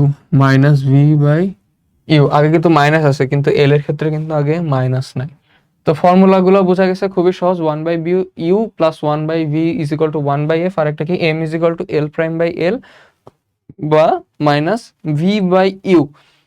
Formula সমস্যা না, ফর্মুলা সমস্যা না, আসল সমস্যা কোন জায়গায় শুনবা? আচ্ছা যাই হোক, ফর্মুলা সমস্যা না, আসল সমস্যা হচ্ছে সাইন নির্ণয় করাতে। আমরা দেখবো এই যে ইউ ভি এফ এর ক্ষেত্রে কিছু জায়গায় আমরা পজিটিভ সাইন বসাই, কিছু জায়গায় আমরা নেগেটিভ সাইন বসাই। কি বললাম? কিছু জায়গায় পজিটিভ সাইন বসাই, কিছু জায়গায় নেগেটিভ সাইন বসাই। তো সমস্যাটা হয় যে কোথায় আমরা পজিটিভ বসাবো, কোথায় নেগেটিভ বসাবো। একটা জিনিস দেখো, সবসময় মনে রাখবা, আলো এই যে এই সাইডের যে তলটা, এই তল থেকে প্রতিফলিত করাবো। এখানে আমি একটা শর্টকাট জিনিস দেখাচ্ছি, সেই জন্য এই জিনিসটা মনে রাখবা। তাহলে আলো যদি এই সাইডে প্রতিফলন করে, তাহলে এটা অবশ্যই একটা কি হওয়া লাগবে? অবতল আয়না হওয়া লাগবে। তার মানে আলো যদি আমি এই পাশে পাঠাই প্রতিফলন করে, এটা একটা অবতল আয়না হওয়া লাগবে। এটা যখন অবতল আয়না হচ্ছে, দেখো আমার হাতের বাম পাশে সব নেগেটিভ, হাতের ডান পাশে পজিটিভ। এটা কিসের জন্য হলো বলতো? ইউভি এফ এর জন্য। ইউভি এফ এর জন্য। তার মানে কি, আমি যদি বস্তুকে এই পাশে রাখি তাহলে নেগেটিভ পাবো, আর বস্তুকে অবতল আয়নার ক্ষেত্রে আমরা অলওয়েজ বাম পাশে রাখি, কেন আমরা ওই পাশে তো বস্তুকে রাখতে পারতেছি না, এই পাশে দিলে তো আলো প্রতিফলিত হচ্ছে না, সবই সিলভার লেয়ারে শুষে নিচ্ছে, তাই না? আবার এফ কি? এফও কিন্তু অলওয়েজ নেগেটিভ হচ্ছে। এফ অলওয়েজ এখানে পাচ্ছে, এফ অলওয়েজ কোথায় পাচ্ছে? এখানে পাচ্ছে। এফ অলওয়েজ কোথায় পাচ্ছে? এখানে পাচ্ছে। আচ্ছা, আর যখন পজিটিভ, যদি প্রতিবিম্বটা এই পাশে থাকে তাহলে পজিটিভ, যদি এই পাশে থাকে তাহলে নেগেটিভ। এটা গেল কিসের ক্ষেত্রে? ইউভি এফ এর ক্ষেত্রে, ঠিক আছে। ইউভি এফ এর ক্ষেত্রে আর একটা জিনিস আছে, সেটা হচ্ছে এই যে উচ্চতার ক্ষেত্রে। উচ্চতার ক্ষেত্রে এই যে দেখো, উপরে যদি থাকে, উচ্চতার ক্ষেত্রে উপরে যদি থাকে, উপরে থাকলে পজিটিভ, আর যদি নিচে থাকে তাহলে নেগেটিভ। উপরে বলতে এই যে মাথা যদি উপরের দিকে থাকে তাহলে পজিটিভ, নিচের দিকে থাকলে নেগেটিভ। বুঝা গেছে? এটা আমি কিসের ক্ষেত্রে বললাম? কিসের ক্ষেত্রে বললাম?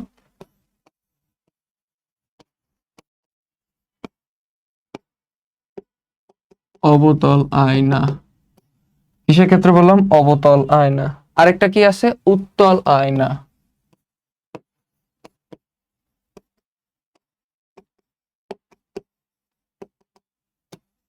উত্তল আয়নার ক্ষেত্রে কি হবে? আমি তোমাদেরকে কি বলছি, এই পাশ থেকে আলোকে পাঠায় প্রতিফলিত করাবো। তাহলে কি, এই যে ভিতরে এইভাবে আঁকাই দিই,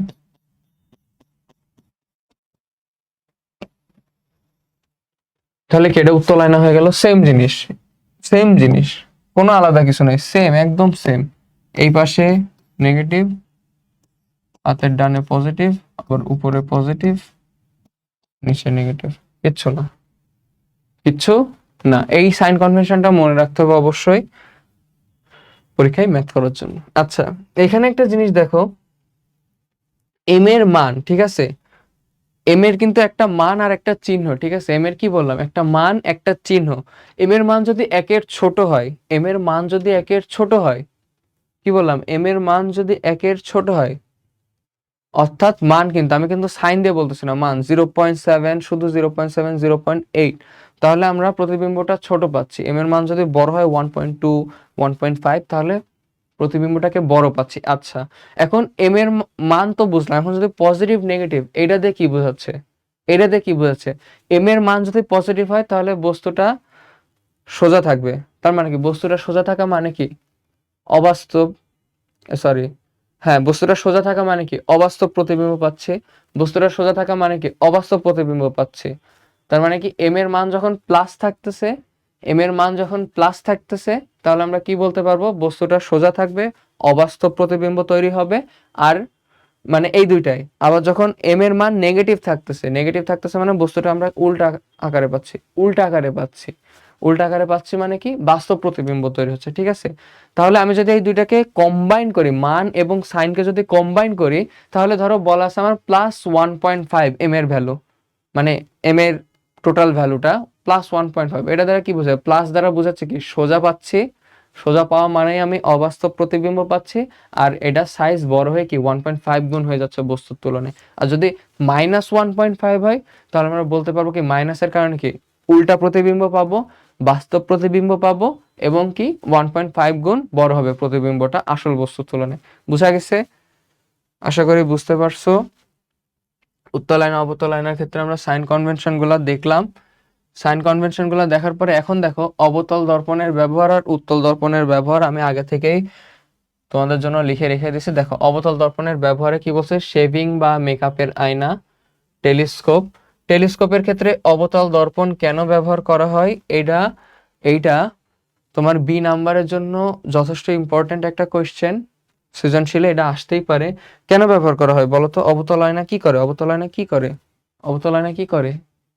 আচ্ছা, অবতল আয়না দেখবা অনেকগুলা আলোকে একসাথে করে ফোকাসে নিয়ে আসতে পারে, অর্থাৎ অনেক বড় বস্তুকে তুলনায় এক জায়গায় কম আলোতে অনেক ভালো প্রতিবিম্ব তৈরি করতে পারে বলে আমরা অবতল আয়না ব্যবহার করি। অবতল আয়নাকে আমরা অভিসারীও বলে থাকি, অভিসারী আয়নাও বলা হয়ে থাকে। অভিসারী মানে কি, এক জায়গায় আসতেছে, আর অপসারী মানে হচ্ছে সব দূরে পাঠিয়ে দিচ্ছে। বোঝা গেছে?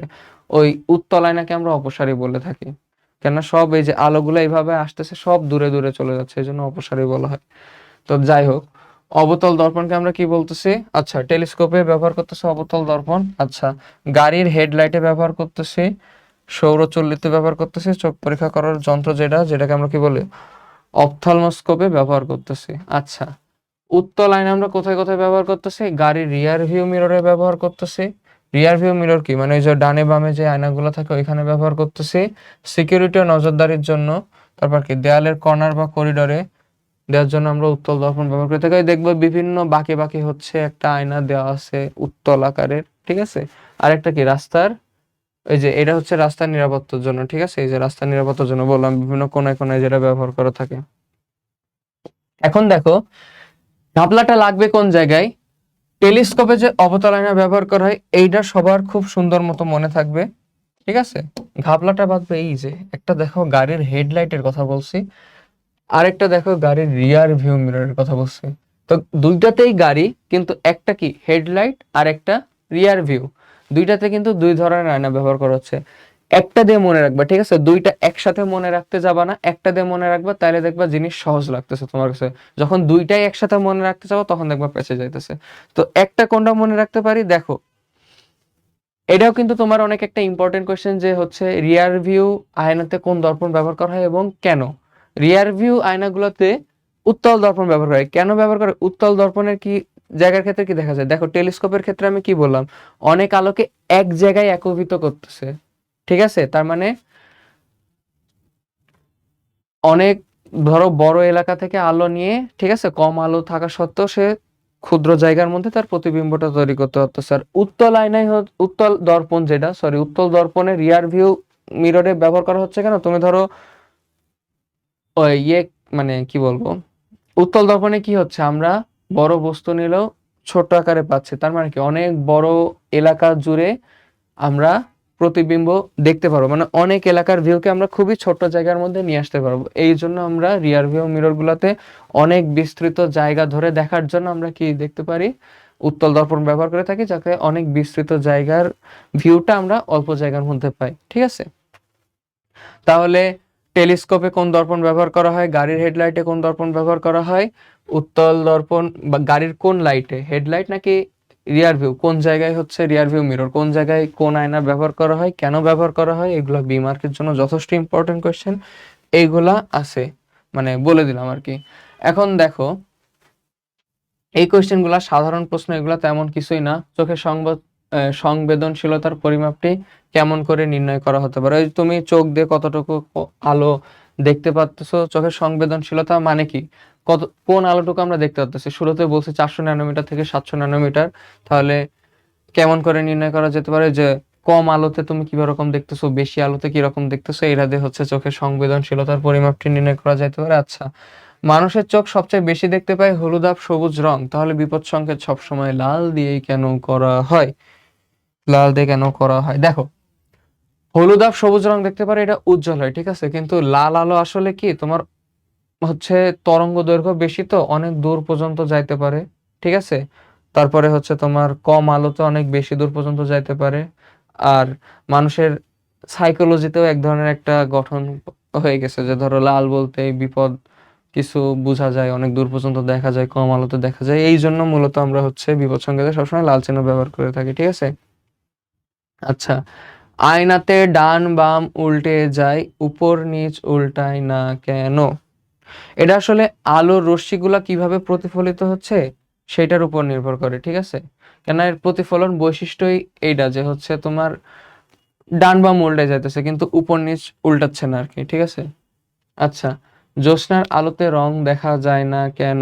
জ্যোৎস্নার আলোটা কি খুবই ডিম হয় না, খুবই কম হয়, ঠিক আছে। তো বস্তু থেকে মানে ওইখানে কি হয় আর কি, সূর্যের আলোর মতো সব ধরনের কিন্তু একসাথে এসে পড়ে না, সব আলো একসাথে এসে পড়ে না, যে হচ্ছে তোমার নিজের বস্তুটার রং বাদে বাকিগুলাকে সে প্রতিফলন করে, সরি, নিজের বস্তুর রংটা বাদে সবগুলাকে সে শোষণ করে নিচ্ছে আর নিজের বস্তুর রংকে সে প্রতিফলিত করে দিচ্ছে, এরকম কিন্তু হয় না। ওই শুধু অনেক কম আলো হওয়ার কারণে কি হয়, সে সবগুলাকেই শুষে নেয়, কিছুই সেভাবে প্রতিফলিত করতে পারে না, এই জন্য আর কি হচ্ছে জ্যোৎস্নার আলোতে রং দেখা যায় না। কিন্তু এই যে ধরো আলো যেহেতু আসতেছে, কিছু তো অল্প কিছু তো প্রতিফলন করতেছে, বস্তুটার এক্সিস্টেন্স তো বোঝা যাচ্ছে, কালো দেখা যাক বা বস্তুটার এক্সিস্টেন্স তো বোঝা যাচ্ছে, তো তুমি বুঝতে পারতেছো বস্তুটা এখানে আছে, কিন্তু কোনো রং দেখতে পারতেছো না। আচ্ছা, জ্যোতির্বিদদের বড় টেলিস্কোপে সবসময় অবতল আয়না ব্যবহার করা হয় কেন? এটা আগের পৃষ্ঠায় বলছে, আগের স্লাইডটাতে, এটা অনেক ইম্পর্টেন্ট কোশ্চেন, ভালো কোশ্চেন। আচ্ছা, আলোর প্রতিফলন বলতে কি বোঝায় এটা জানো, নিয়মিত প্রতিফলন ও ব্যাপ্ত প্রতিফলন বলতে কি বোঝায় স্লাইডে দেখাই দিছে। দর্পণ কাকে বলে এটাও জানো, প্রতিবিম্ব কাকে বলে, প্রতিবিম্ব কয় প্রকার ও কি কি? প্রতিবিম্ব কিন্তু দুই প্রকার, একটা কি বাস্তব প্রতিবিম্ব, আরেকটা কি অবাস্তব প্রতিবিম্ব, ঠিক আছে। আরেকটা কি, অর্পতল দর্পণে কিভাবে বাস্তব প্রতিবিম্ব সৃষ্টি হয়, এটা কিন্তু যথেষ্ট ভালো কোশ্চেন। অবতল দর্পণে দেখো বাস্তব প্রতিবিম্বই কিন্তু তৈরি হচ্ছে অলওয়েজ, শুধু আমি ফোকাস এবং পোলের মাঝখানে রাখলে যে আমি অবাস্তব পাচ্ছি, তাছাড়া বাকি সব ক্ষেত্রে কিন্তু বাস্তব প্রতিবিম্ব তৈরি হচ্ছে। আর অবতল দর্পণে যে অবাস্তব প্রতিবিম্ব কোথায় তৈরি হচ্ছে, ফোকাস এবং পোলের মাঝখানে রাখলে। তাহলে এই যে সাধারণ প্রশ্নের পার্টগুলো কিন্তু আমি দেখাই দিলাম। এখন দেখো, তোমাদের জন্য দুইটা ম্যাথ রাখছি, ঠিক আছে। ম্যাথ দুইটা, এই চ্যাপ্টারে কঠিন ম্যাথ বলতে কিছু নাই, কঠিন কোথায় হবে তোমার হচ্ছে এই ইউভিএফ, এইগুলা প্লাস না মাইনাস, এটা নির্ণয় করতে পারলে এই চ্যাপ্টারে তোমার জন্য সব ইজি, এটা নির্ণয় করতে পারলে এই চ্যাপ্টারে তোমার জন্য সব ইজি, কোনো সমস্যা হবে না। তাহলে চলো শুরু করি। দেখো, একটি বস্তু উত্তল আয়না থেকে 10 সেন্টিমিটার দূরে রাখা হলো, যার ফোকাস দূরত্ব 15 সেন্টিমিটার। বস্তুটির প্রতিবিম্ব আয়না থেকে কত দূরে তৈরি হবে এবং এর বিবর্ধন কত? দেখো কি বলছে, 1 নম্বর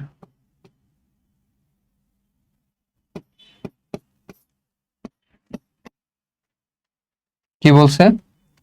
আচ্ছা, উত্তল আয়না থেকে 10 সেন্টিমিটার দূরে রাখা হলো, কি বললাম, উত্তল আয়না থেকে 10 সেন্টিমিটার দূরে রাখা হলো। আচ্ছা আকাই,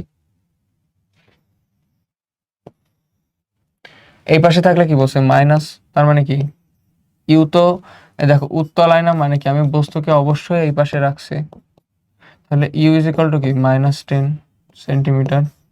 আচ্ছা, ফোকাস কি বলছে, ফোকাস দূরত্ব 15 সেন্টিমিটার। এখন ফোকাস কোথায় হবে, ফোকাস তো এই পাশে হবে না উত্তল আয়নার ক্ষেত্রে, তার মানে কি এফ ইজ ইকাল টু 15 তো বলছে 15 সেন্টিমিটার, ঠিক আছে। হ্যাঁ, তাহলে বস্তুটির প্রতিবিম্ব আয়না থেকে কত দূরত্বে তৈরি হবে এবং বিবর্ধন কত হবে? দেখো আমরা কি জানি formula, 1/u plus 1/v is equal to 1/f। তাহলে 1 - 1/10 হচ্ছে ইউ এর মান, যদি আমি -10 বসে, উপরে নিচে মাইনাস থাকা যায়, আগে মাইনাস থাকাও তাই, plus 1/v is equal two কি 1/15। তাহলে আমি যদি একেবারে ইকুয়াল সাইনের ওই পাশে যে লিখি, তাহলে কি হচ্ছে 1/v ইজ ইকুয়াল টু কি 1/15 প্লাস 1/10 হচ্ছে। এটা ক্যালকুলেশন করলে দেখো, এইসব ক্যালকুলেশন কেউ ক্যালকুলেটরে করবে না, আমার রিকোয়েস্ট, ক্যালকুলেটরে করবা না, কেন এই সব জিনিসগুলো তুমি যদি আস্তে আস্তে ক্যালকুলেটরে করতে থাকো, ঠিক আছে, তোমার মানে ক্যালকুলেশন কিভাবে ফাস্ট করতে হয় এই জিনিসটাই তোমার হারাই যাবে। তখন দেখা যাবে 2 - 1 করতে গেলেও তোমার ক্যালকুলেটর চাপা লাগতেছে, ঠিক আছে। এটা কিভাবে করবা, লসাগু বের করার জন্য ছোট বাচ্চাদের মতো 10 15 এইভাবে ধরে করারও দরকার নাই। যদি দরকার নাই কেন বলতেছি, আস্তে আস্তে একটু ফাস্ট ক্যালকুলেশনে অভ্যস্ত হও, ঠিক আছে, পরে ইন্টারে উঠবা, ইন্টারের পরে আবার অ্যাডমিশন আসবে, ঠিক আছে। তো তুমি নিজেকে এখন থেকে এইভাবে যদি প্রস্তুত না করতে পারো, হুট করে তো 1 2 মাসে একদম নিজে যে খুব চেঞ্জ হয়ে যাবে এমন কিছু না, ঠিক আছে। আস্তে আস্তেই কিন্তু শুরু করতে হয়। তাই বলে এখন না যে 9 10 ইন্টারের বই পড়ে সব বলে দেবে এমন না, ঠিক আছে। যতটুকু করা দরকার ততটুকু করলেই হবে। তো ক্যালকুলেশন এখানে দেখো, লসাগু বলতে আসলে কি বোঝায় শর্টকাটে, যে এদের গুণিতক এমন ছোট একটা সংখ্যা যেটা দুইটারই গুণিতক হবে, ঠিক আছে। তাহলে দেখো 15 দুগুণে যদি আমি 30 করি আর 3 10 যদি 30 করি, তাহলে এই দুইটারই সবচেয়ে ছোট গুণিতক, যেটা দুইটারই কমন গুণিতক হচ্ছে লসাগু, তো এটা তাই না, লঘিষ্ঠ সাধারণ গুণিতক। তাহলে এটা যদি 30 করি, তাহলে এখানে কি হচ্ছে 2 হচ্ছে, আর এখানে 3 হচ্ছে। তার মানে কি,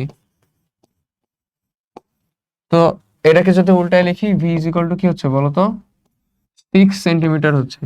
ভি এর আগে কি নেগেটিভ সাইন আসছে? আসে নাই।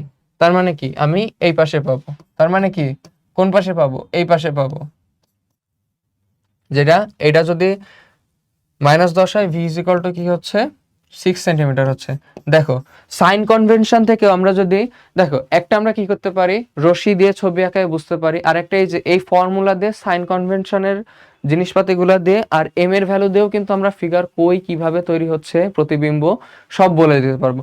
কারণ এখানে দেখো ভি ইজ ইকুয়াল টু +6 আমি যখন পাচ্ছি, তার মানে বলতে পারবো কি এই উত্তর লাইনের ক্ষেত্রে কি ডান পাশে তৈরি হচ্ছে প্রতিবিম্ব, যেটা এই পোল থেকে কি 6 সেন্টিমিটার দূরে তৈরি হচ্ছে, ঠিক আছে। আর ওইখানে আমাকে কি বিবর্ধন নির্ণয় করতে বলছিল না, বিবর্ধন নির্ণয় করতে বলছিল না, বিবর্ধন দেখো, বিবর্ধন নির্ণয় করাও কিছু না। এখন দেখো তোমাকে বুঝতে হবে কোন সূত্রটা অ্যাপ্লাই করতে হবে।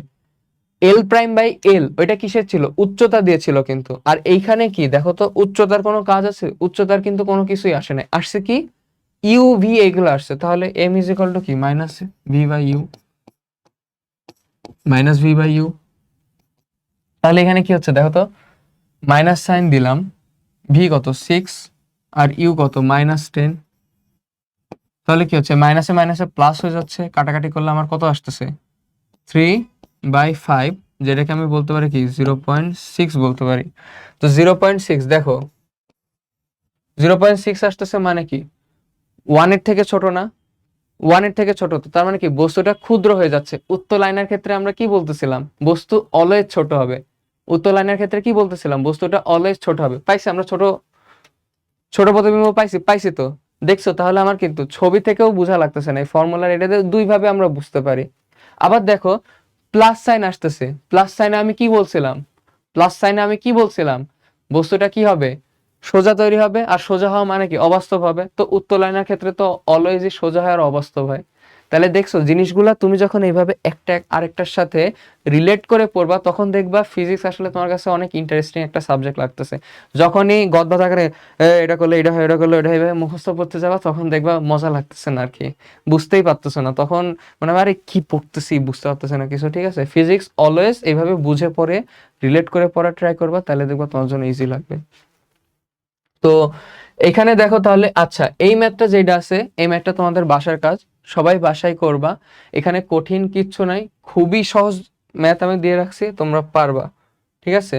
তো এখন দেখো লাস্টে একটা কথা বলি, ঠিক আছে, লাস্টে একটা কথা কি হচ্ছে, বই একটা জিনিস দেওয়া ছিল যে হচ্ছে দর্পণ, মানে ধরো আমি যদি আমার পুরা প্রতিবিম্বটা দেখতে চাই, পুরা প্রতিবিম্বটা যদি দেখতে চাই আমার, তাহলে কি আমার উচ্চতার অর্ধেক আয়নায় যথেষ্ট, অর্ধেক দর্পণে যথেষ্ট। এটা কেন হচ্ছে, তোমার হচ্ছে যখন আমি এই যে মাথা থেকে আলোকে পাস করতেছি না, তখন এই যে মাঝ বরাবর যে নিচে থেকে আলো প্রতিফলিত হচ্ছে, আবার যখন নিচ থেকে যাচ্ছে মাঝ বরাবর যে, মানে এই দুইটার মধ্যবিন্দু দিয়েই যদি ওই দর্পণে আলো পাস হচ্ছে দেখে আমরা দর্পণে আমার পুরো প্রতিবিম্বটা দেখতে পারতেছি। তাহলে আমাদের জন্য একটা ইন্টারেস্টিং কোশ্চেন, যে ধরো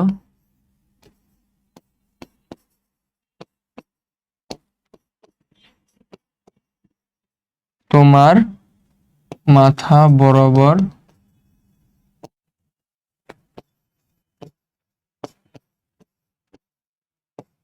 একটি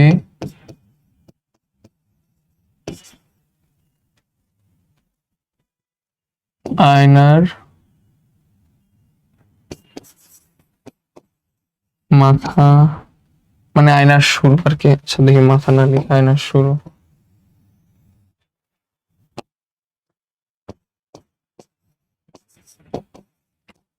ঠিক আছে। কি বললাম, তোমার মাথা বরাবর একটি আয়নার শুরু, মাথা বরাবর এই আয়নার শুরু, আয়নাটা এই যে নিচের দিকে যাচ্ছে, আবার কেউ বানিয়ে দেবেন আয়নাটা উপরের দিকে যাচ্ছে, ঠিক আছে, আয়নাটা নিচের দিকে যাচ্ছে।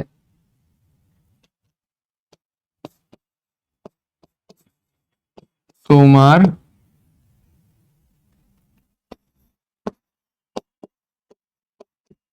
উচ্চতা ধরো 1.5 মিটার বললাম, এবং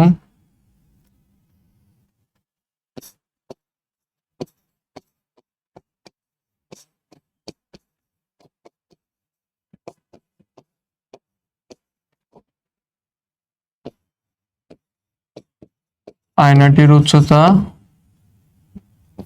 0.6 মিটার, ঠিক আছে।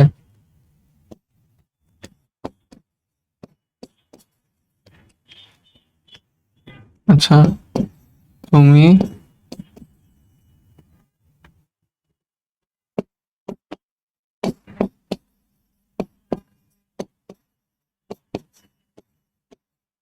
তোমার কতটুকু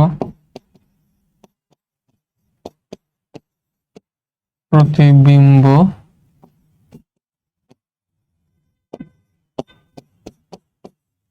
দেখতে পাবা, দেখতে পারবা?